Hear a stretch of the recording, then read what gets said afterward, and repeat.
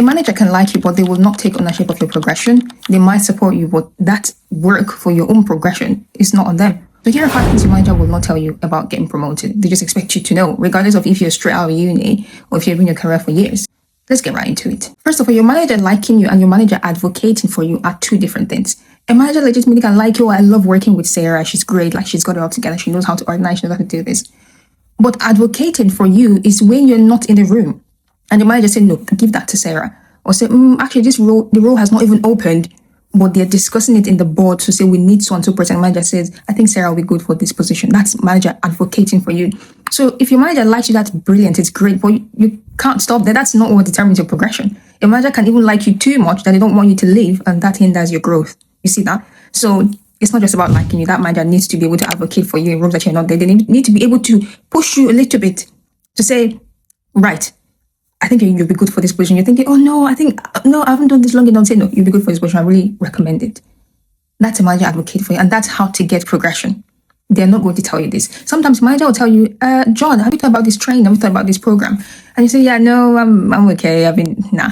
That's a signal. They're already giving you a little signal to say, right, I'm recommending you for this, or I'm signposting this to you. That's a manager that's advocating for you. That goes beyond liking, right?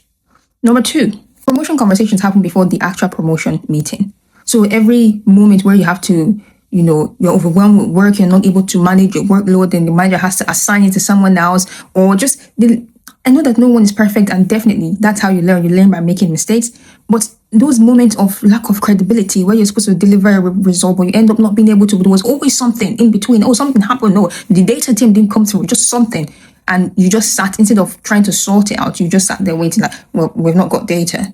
All those moments are telling a story. And your manager is thinking, right, okay, yeah, it's not your fault really, but they want to be able to see ownership. So when you come to have a conversation officially about your promotion meeting, they already have a perception of you in their mind before that meeting. So if they're not satisfied, okay, yes, I've seen you demonstrate this, then no, they're probably not going to action that move to say, okay, yes, you're ready for a promotion. And that's not what you want. So you want to make sure that before you set up that meeting, you need to be taking steps to demonstrate that you are operating at the next level, that you are capable of doing that role, the promotion that you're looking forward to get. And then when you have the promotion meeting, it's going to just be like a tick in the box. Now that leads me to my next point. Promotion goes beyond being good at your current job. It's being good at the next level. I know typical to everything that is being said is presented to say, okay, I just want to act my wage. I'm not wanting to do what I'm not paid to do. But honey, if you're going to move to the next level, you need to start acting that level. Otherwise, why should they trust you that you can do it, right? If you wanted to buy something or you want a service from someone, you're going to go online to see their services, to see the reviews, to see that they've demonstrated that they can actually do that thing, right? If you would do that in your personal life, what makes you think that is not subconsciously happening in the mind of your manager or your senior leaders? So it goes beyond being good at your current job. Being good at your job is great, you're smashing it, and that's brilliant. But what they want to see is what is expected of me in the next level. Am I already doing that? Obviously, you might not be smashing it at the next level 100 over 100 because obviously you're not there yet. Otherwise, why would they promote you if you're doing everything that level and the same way? No. But you want to be able to demonstrate that, right? These are some of the things that is required for next level, and I'm already demonstrating that. So this is evidence for promotion. Those are the things you need to do. Next one is keep doing what you're doing. Have you ever heard that before? You just keep doing what you're doing. You're great. You're doing very well. And while legitimately a manager that tells you that might not mean any harm, but keep doing what you're doing is not a progression plan. It's not. Because essentially, if you're doing what you're doing, then why has it not led to a progression? Why has it not led to a promotion? Why has it not led to a pay rise? So, no, it's okay. You're doing very well. You just keep doing what you're doing. Keep smashing it. That's the time where, maybe not in that moment, but you need to take out time to put your manager aside to say, right, I'm aiming for a promotion at so and so time. What can I start doing now that will set me up or make me ready for a promotion? Another thing to add to this is that don't wait for your manager to start that conversation about promotion. You're waiting for them to say, okay, Jonathan, I think you're ready now. You'll be doing very well. You'll be smashing it. Yes, some managers will actually come to you to tell you that because they've been advocating for you in rooms that you're not in. But no, they have so many things on their mind. They have other people to manage. They're thinking about their own progression as well, their own career development. They're thinking about making more money. So you're not going to be off the top. You're not going to be the top of their mind. I promise you that, right? So you need to be proactive about your progression. You need to go and speak to them to say, right, what can I do now that will set me up for promotion? Yes, I appreciate that you say I've been smashing it and I'll keep doing that. But what is in plan? You don't want to do all the things that you have been told to do. And then when it comes to promotion, it's like, right, we don't know if we have budget for that. We don't know if there's specific budget for that, but you've been doing all the work. You don't want that.